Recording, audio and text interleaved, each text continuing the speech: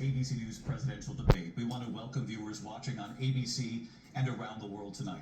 Vice President Kamala Harris and President Donald Trump are just moments away from taking the stage in this unprecedented race for president. And I'm Lindsay Davis. Tonight's meeting could be the most consequential event of their campaigns, with Election Day now less than 2 months away. For Vice President Kamala Harris, this is her first debate since President Biden withdrew from the race on July 21st. Of course, that decision followed his debate against President Donald Trump in June. Since then, this race has taken on an entirely new dynamic. And that brings us to the rules of tonight's debate. 90 minutes with 2 commercial breaks. No topics or questions have been shared with the campaigns.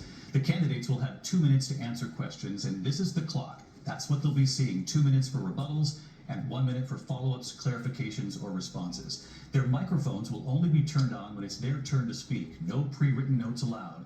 There is no audience here tonight in this hall at the National Constitution Center. This is an intimate setting for 2 candidates who have never met. President Trump won the coin toss. He chose to deliver the final closing statement of the evening. Vice President Harris selected the podium to the right. So let's now welcome the candidates to the stage. Vice President Kamala Harris and President Donald Trump.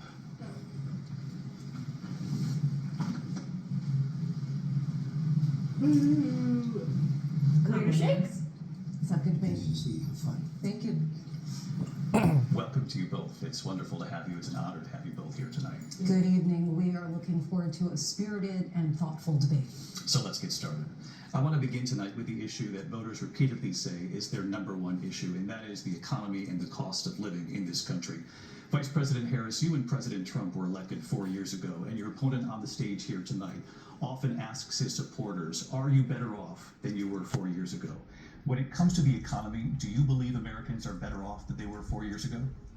So I was raised as a middle-class kid, and I am actually the only person on this stage who has a plan that is about lifting up the middle class and working people of America.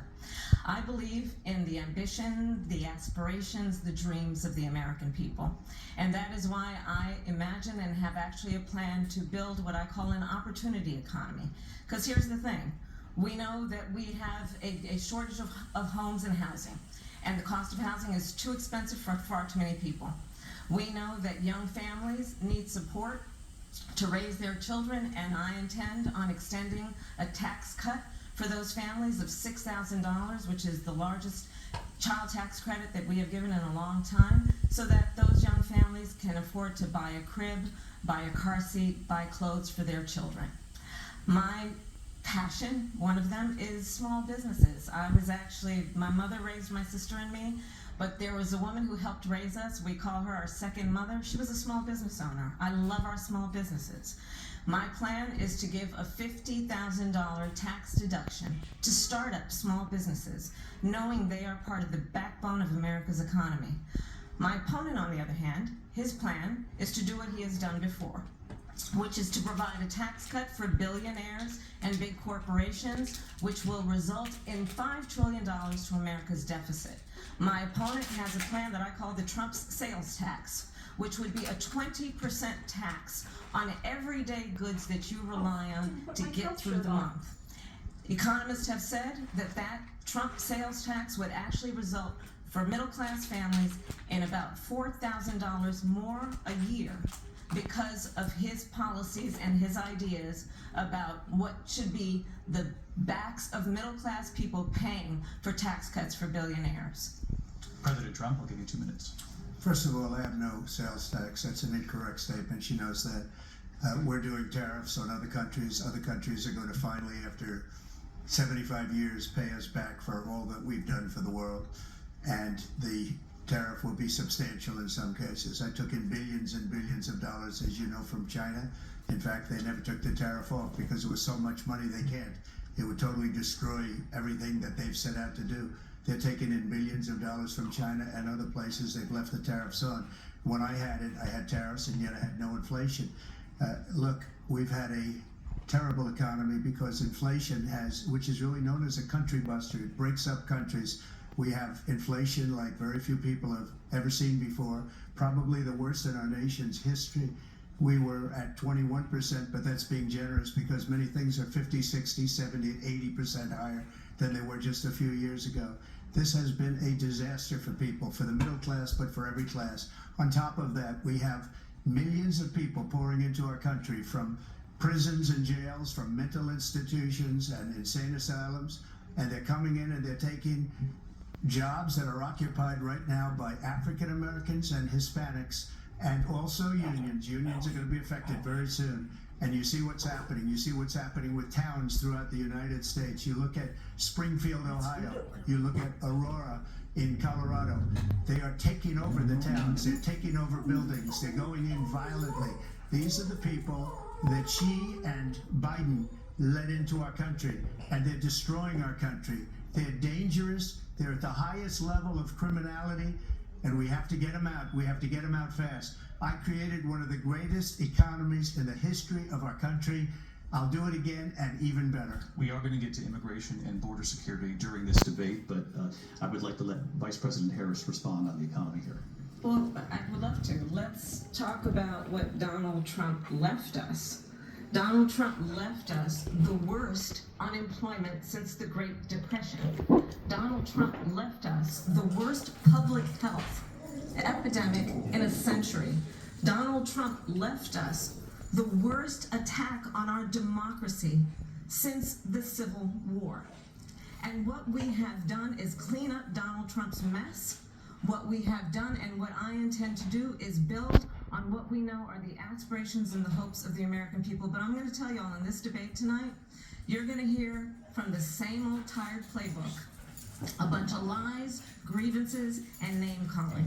What you're going to hear tonight is a detailed and dangerous plan called Project 2025 that the former president intends on implementing if he were elected again. I believe very strongly that the American people want a president who understands the importance of bringing us together, knowing we have so much more in common than what separates us, and I pledge to you to be a president for all Americans. President Trump will give you a minute to respond. Number one, I have nothing to do, as you know, and as she knows better than anyone, I have nothing to do with Project 2025. That's out there. I haven't read it. I don't want to read it purposely. I'm not going to read it. This was a group of people that got together. They came up with some ideas. I guess some good, some bad. But it makes no difference. I have nothing to do. Everybody knows I'm an open book. Everybody knows what I'm going to do. Cut taxes very substantially and create a great economy like I did before. We had the greatest economy. We got hit with a pandemic. And the pandemic was not since 1917, where 100 million people died, has there been anything like it. We did a phenomenal job with the pandemic.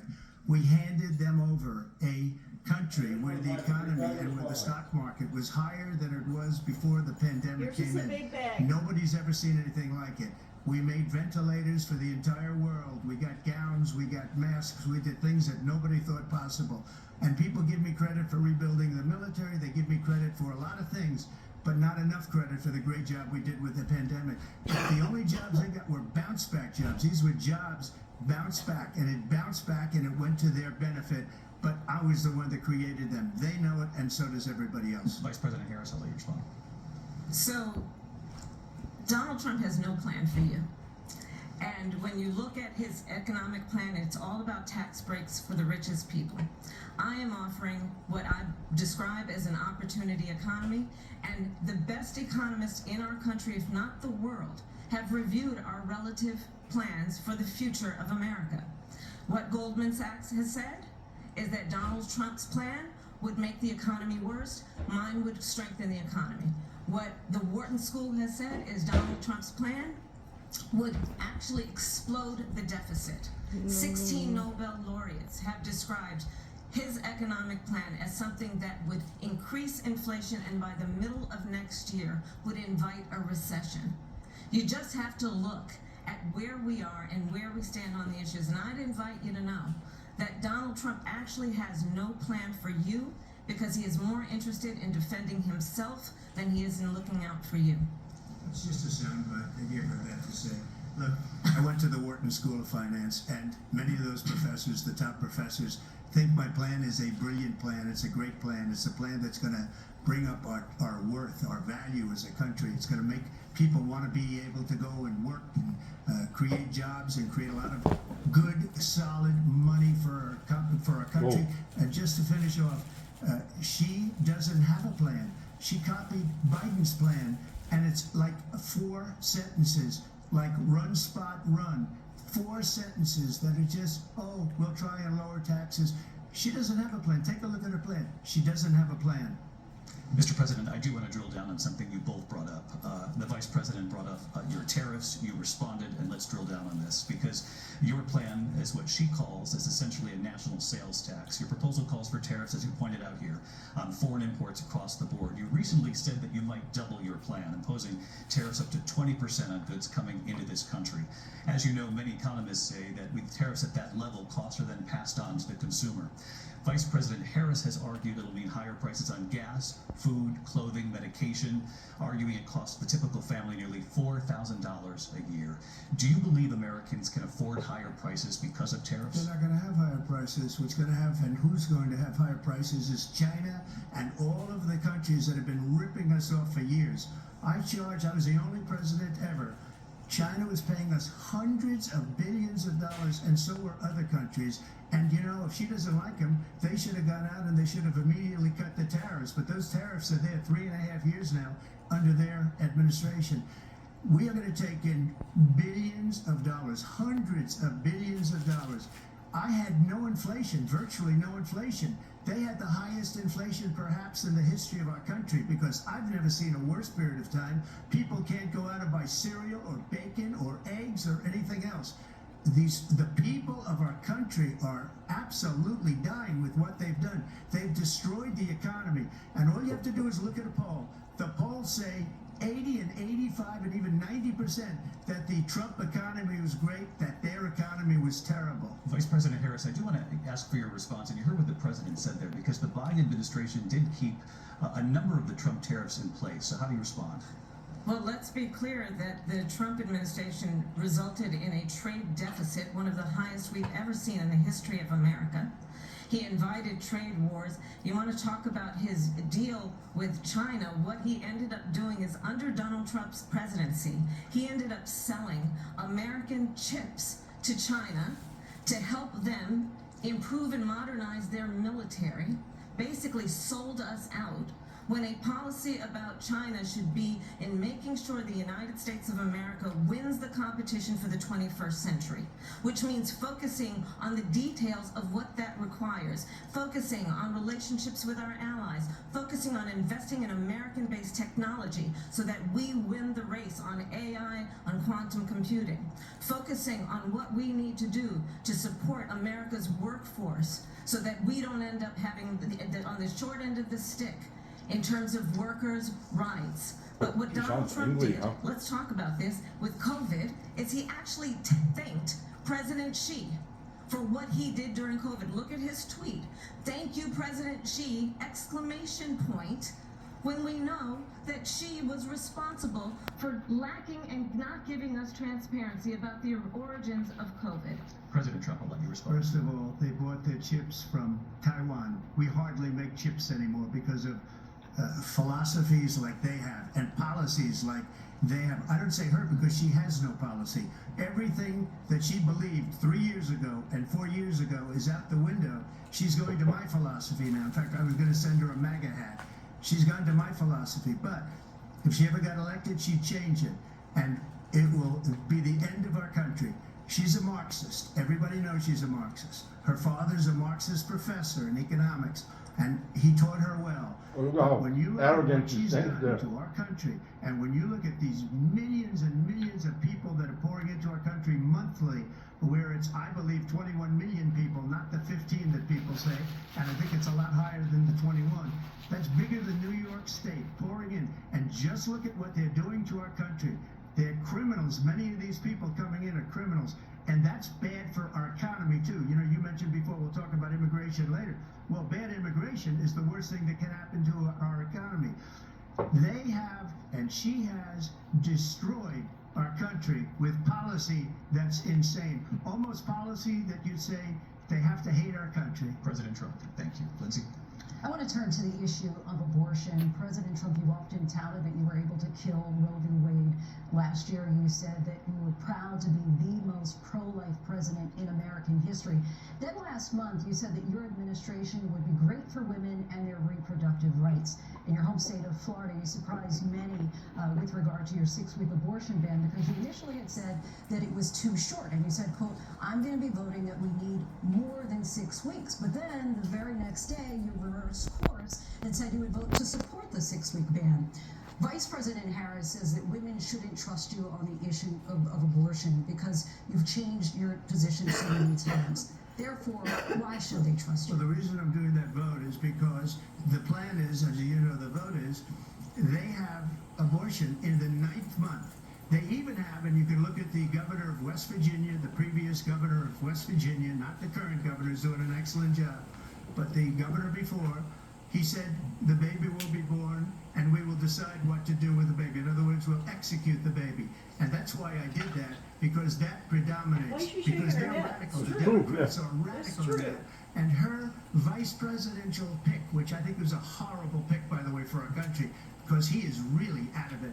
But her vice presidential pick says abortion in the 9th month is absolutely fine. He also says execution after birth. It's execution, no longer abortion, because the baby is born, is okay. And that's not okay with me, hence the vote.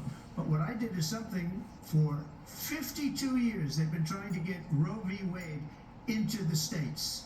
And through the genius and heart and strength of 6 Supreme Court justices, we were able to do that. Now, I believe in the exceptions for rape, incest, and life of the mother. I believe strongly in it. Ronald Reagan did also.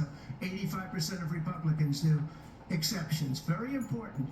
But we were able to get it, and now states are voting on it. And for the first time, you're going to see, look, this is an issue that's torn our country apart for 52 years. Every legal scholar, every Democrat, every Republican, liberal, conservative, they all wanted this issue to be brought back to the states where the people could vote. And that's what happened. Now, Ohio, the vote was somewhat liberal. Kansas, the vote was somewhat liberal, much more liberal than people would have thought. But each individual state is voting. It's the vote of the people now. It's not tied up in the federal government. I did a great service in doing it. It took courage to do it. And the Supreme Court had great courage in doing it. And I give tremendous credit to those 6 justices. There is no state in this country where it is legal to kill a baby after it's born. Madam Vice President, I want to get your response to President Trump. Well, as I said, you're going to hear a bunch of lies, and that's not actually a surprising fact. Oh my God. Let's understand how we got here. Donald Trump hand-selected 3 members of the United States Supreme Court with the intention that they would undo the protections of Roe v. Wade. And they did exactly as he intended. And now in over 20 states, there are Trump abortion bans, which make it criminal for a doctor or nurse to provide health care. In one state, it provides prison for life. Trump abortion bans that make no exception even for rape and incest, which understand what that means. A survivor of a crime of violation to their body does not have the right to make a decision about what happens to their body next. That is immoral. And one does not have to abandon their faith or deeply held beliefs to agree. The government, and Donald Trump certainly, should not be telling a woman what to do with her body. I have talked with women around our country. You want to talk about this is what people wanted? Pregnant women who want to carry a pregnancy to term, suffering from a miscarriage, being denied care in an emergency room because the healthcare providers are afraid they might go to jail, and she's bleeding out in a car in the parking lot. She didn't want that. Her husband didn't want that. A 12 or 13-year-old survivor of incest being forced to carry a pregnancy to term. They don't want that. And I pledge to you, when Congress passes a bill to put back in place the protections of Roe v. Wade, as President of the United States, I will proudly sign it into law. But understand, if Donald Trump were to be reelected, he will sign a national abortion ban. Understand, in his Project 2025, there would be a national abortion, a monitor that would be monitoring your pregnancies, your miscarriages. I think the American people believe that certain freedoms, in particular the freedom to make decisions about one's own body, should not be made by the government. Thank you, Vice President Harris. Well, there she goes again. It's a lie. I'm not signing a ban, and there's no reason to sign a ban because we've gotten what everybody wanted. Democrats, Republicans, and everybody else, and every legal scholar wanted it to be brought back into the states, and the states are voting. And it may take a little time, but for 52 years, this issue has torn our country apart. And they've wanted it back in the states. And I did something that nobody thought was possible. The states are now voting. What she says is an absolute lie. And as far as the abortion ban, no, I'm not in favor of abortion ban, but it doesn't matter because this issue has now been taken over by the states. Would you veto a national abortion ban if it Well, I won't have to because, again, two things. Number one, she said she'll go back to Congress. She'll never get the vote. It's impossible for her to get the vote, especially now with the 50-50, essentially 50-50 in both Senate and the House. She's not going to get the vote. She can't get the vote. She won't even come close to it. So it's just talk. You know what it reminds me of when they said they're going to get student loans terminated, and it ended up being a total catastrophe. The student loans, and then her, I think probably her boss, if you call him a boss, he spends all his time on the beach. But look, her boss went out and said, we'll do it again. We'll do it a different way. He went out, got rejected again by the Supreme Court. So all these students got taunted with this whole thing about this whole idea. And how unfair that would have been, part of the reason they lost, to the millions and millions of people that had to pay off their student loans. They didn't get it for free. But they were saying it's the same way that they talked about that they talk about abortion. But if I could just get a yes or no, because your running mate, J.D. Vance, has said that you would veto it if it did come to your desk. Well, I didn't discuss it with J.D. in all fairness. J.D., and I don't mind if he has a certain view, but I think he was speaking for me, but I really didn't. Look, we don't have to discuss it because she'd never be able to get it, just like she couldn't get student loans. They couldn't get student loans. They didn't even come close to getting student loans. They taunted young people and a lot of other people that had loans. They can never get this approved. So it doesn't matter what she says about going to Congress. So wonderful, let's go to Congress, do it. But the fact is that for years they wanted to get it out of Congress and out of the federal government, and we did something that everybody said couldn't be done. And now you have a vote of the people on abortion. Vice President Harris, I want to give you your time to respond, but I do want to ask, would you support any restrictions on a woman's right to an abortion? I absolutely support reinstating the protections of Roe v. Wade, and as you rightly mentioned, nowhere in America is a woman carrying a pregnancy to term and asking for an abortion. That is not happening. It's insulting to the women of America. And understand what has been happening under Donald Trump's abortion bans. Couples who pray and dream of having a family are being denied IVF treatments. What is happening in our country? Working people, working women He just said he who supports are it working for one or two insurance. jobs, Why? who can Why barely is she afford saying that? childcare as it is, have to travel to another state to get on a plane sitting next to strangers to go and get the health care she needs. Barely can afford to do it, and what you are putting her through is unconscionable. And the people of America have not, the majority of Americans believe in a woman's right to make decisions about her own body, and that is why in every state where this issue has been on the ballot, in red and blue states both, the people of America have voted for freedom. Vice President Harris. Excuse me, I have to respond. Another lie. It's another lie. I have been a leader on IVF, which is fertilization. The IVF, I have been a leader. In fact, when they got a very negative decision on IVF from the Alabama courts, I saw the people of Alabama and the legislature 2 days later voted it in. I've been a leader on it. They know that, and everybody else knows it. I have been a leader on fertilization, IVF. And the other thing, you should ask, will she allow abortion in the 8th month, 9th month, 7th month? Come on. Okay, would you do that? Why don't you ask her that Why question? don't you That's answer the Where's the mic on? Because under Roe v. Answer the Wade, question. to You what you could, veto. you could do abortions in the 7th month, the 8th month, the 9th That's month, not true. and probably after birth. Just look at the former governor of Virginia. The governor of Virginia said we put the baby aside and then we determine what we want to do with the baby. President Trump, thank you. We're going to turn now to immigration and border security. We know it's an issue that's important to Republicans, Democrats, voters across the board in this country. Vice President Harris, you were tasked by President Biden with getting to the root causes of migration from Central America. We know that illegal border crossings reached a record high in the Biden administration. This past June, President Biden imposed tough new asylum restrictions. We know the numbers since then have dropped significantly. But my question to you tonight is, why did the administration wait until 6 months before the election to act?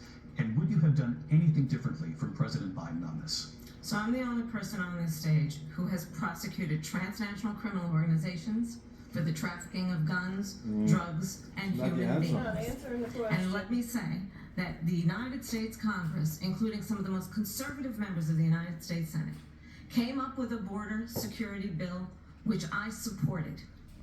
And that bill would have put 1,500 more border agents on the border to help those folks who are working there To right help now them come in, overtime, yeah. trying to do their job. It would have allowed us to stem the flow of fentanyl coming into the United States. I know there are so many families watching tonight who have been personally affected by the surge of fentanyl in our country. That bill would have put more resources to allow us to prosecute transnational criminal organizations for trafficking in guns, drugs, and human beings. But you know what happened to that bill? Donald Trump got on the phone, called up some folks in Congress, and said, kill the bill. And you know why? Because he'd prefer to run on a problem instead of fixing a problem. Oh. And understand, this comes at a time where the people of our country actually need a leader who engages in solutions, who actually addresses the problems at hand. But what we have in the former president is someone who would prefer to run on a problem instead of fixing a problem. And I'll tell you something, he's going to talk about immigration a lot tonight, even when it's not the subject that is being raised. And I'm going to actually do something really unusual, and I'm going to invite you to attend one of Donald Trump's rallies, because it's a really interesting thing to watch. You will see during the course of his rallies, he talks about fictional characters like Hannibal Lecter. He will talk about windmills cause cancer. And what you will also notice is that people start leaving his rallies early out of exhaustion and boredom. And I will tell you, the one thing you will not hear him talk about is you. You will not hear him talk about your needs, your dreams, and your desires. And I'll tell you, Well, you don't even do rallies. A president who actually Oh, puts you his first. response And I right now, pledge to you I that can I tell will. on his face. Vice President Harris, thank you. President Trump, on that point, I want to get your Well, I would response. like to respond. Let me just ask, though, why did you try to kill that bill, and successfully so, that would have put thousands of additional agents and officers on the border? First, let me respond as to the Please. rallies. She said people start leaving. People don't go to her rallies. There's no reason to go. And the people that do go, she's bussing them in and paying them to be there. And then showing them in a different light. So she can't talk about that. People don't leave my rallies. We have the biggest rallies, the most incredible rallies in the history of politics. That's because people want to take their country back. Our country is being lost. We're a failing nation. And it happened 3.5 years ago. And what's going on here, you're going to end up in World War III, just to go into another subject. What they have done to our country by allowing these millions and millions of people to come into our country, and look at what's happening to the towns all over the United States. And a lot of towns don't want to talk. It's not going to be Aurora or Springfield. A lot of towns don't want to talk about it because they're so embarrassed by it. In Springfield, they're eating the dogs, the people that came in. They're eating the cats. They're eating the pets of the people that live there. And this is what's happening in our country, and it's a shame. As far as rallies are concerned, as far as the reason they go is they like what I say. They want to bring our country back. They want to make America great again. It's a very simple phrase, make America great again. She's destroying this country, and if she becomes president, this country doesn't have a chance of success. Not only success, we'll end up being Venezuela on steroids. I just want to clarify here, you bring up Springfield, Ohio, and ABC News did reach out to the city manager there. He told us there had been no credible reports of specific claims of pets being harmed, injured, or abused by individuals within the immigrant community. Well, I've seen people on television. Let me just say here, this is The people on this is television a say my dog was taken, and vote. So maybe he said that, and maybe that's a good Yeah. thing to say for a city manager. I'm not taking this from But the television. people on I'm taking it from television the city saying their manager. dog was eaten by the people that went there. Again, the Springfield city manager says there's no evidence of that. Vice We'll President find Harris, out. I'll let you respond to the rest of what you've heard. You talk about extreme. This is, I think, one of the reasons why in this election I actually have the endorsement of 200 Republicans who have formerly worked with President Bush, Mitt Romney, and John McCain, The worst ones. including the endorsement of former Vice President Dick Cheney and Congress member Liz Cheney. And if you want to really know the inside track on who the former president is, if he didn't make it clear already, just ask people who have worked with him. His former chief of staff, a 4-star general, has said he has contempt for the Constitution of the United States. His former national security advisor has said he is dangerous and unfit. His former Secretary of Defense has said the nation, the Republic, would never survive another Trump term. And when we listen to this kind of rhetoric, when the issues that affect the American people are not being addressed, I think the choice is clear in this election. President Trump will give you a quick minute to respond. Yeah, thank you, because when I hear that, see, I'm a different kind of a person. I fired most of those people, not so graciously. They did bad things or a bad job. I fired them. They never fired one person. They didn't fire anybody having to do with Afghanistan and the Taliban and the 13 people whose were just killed, viciously and violently killed. And I got to know the parents and the family. They didn't fire. They should have fired all those generals, all those top people, because that was one of the most incompetently handled situations anybody has ever seen. So when somebody does a bad job, I fire him. And you take a guy like Esper, he was no good, I fired him, so he writes a book. Another one writes a book, because with me they can write books, with nobody else can they. But they have done such a poor job, and they never fire anybody. Look at the economy, look at the inflation. They didn't fire any of their economists, they have the same people. That's a good way not to have books written about you. But just to finish, I got more votes than any Republican in history by far. In fact, I got more votes than any president, sitting president, in history by far. Let me continue on immigration. It was what you wanted to talk about earlier, so let's get back to your deportation proposal that the vice president has reacted to as well. President Trump, you call this the largest domestic deportation operation in the history of our country. You say you would use the National Guard. You say if things get out of control, you'd have no problem using the U.S. With local military. police, yes. You also said you would use local police. How would you deport 11 million undocumented immigrants? I know you believe that number is much higher. Take us through this. What does this look like? Will authorities be going door to door in this country? Yeah. It is much higher because of them. They allowed criminals, many millions of criminals. They allowed terrorists. They allowed common street criminals. They allowed people to come in, drug dealers, to come into our country, and they're now in the United States and told by their countries like Venezuela, don't ever come back or we're going to kill you. Do you know that crime in Venezuela and crime in countries all over the world is way down? You know why?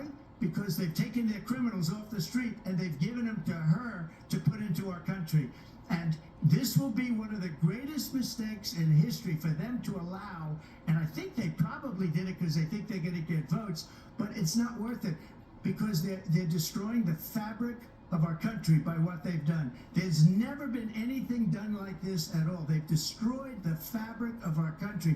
Millions of people let in, and all over the world, crime is down all over the world except here. Crime here is up and through the roof. Despite their fraudulent statements that they made, crime in this country is through the roof. And we have a new form of crime. It's called migrant crime. And it's happening at levels that nobody thought possible. President Trump, as you know, the FBI says overall violent crime is actually coming down in this country. But Vice Excuse me, President the Harris, FBI they were defrauding statements. They didn't include the worst cities. They didn't include the cities with the worst crime. It was a fraud.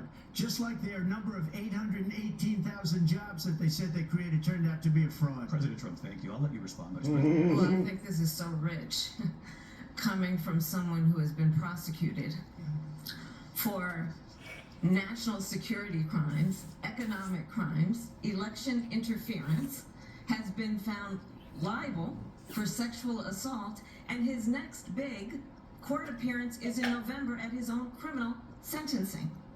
And let's be clear where each person stands on the issue of what is important about respect for the rule of law and respect for law enforcement. The former vice president called for defunding federal law enforcement, 45,000 agents, get this, on the day after he was arraigned on 34 felony counts.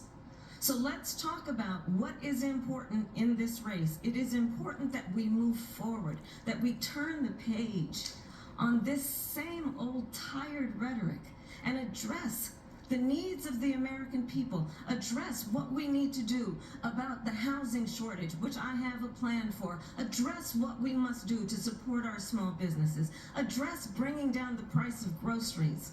But frankly, the American people are exhausted with this same old tired playbook. Vice President Harris, thank you. Excuse me. Every one of those cases was started by them against their political opponent, and I'm winning most of them, and I will win the rest on appeal. And you saw that with the decision that came down just recently from the Supreme Court. I'm winning most of them. But those are cases, it's called weaponization. Never happened in this country. They weaponized the Justice Department. Every one of those cases was involved with the DOJ, from Atlanta and Fani Willis to the Attorney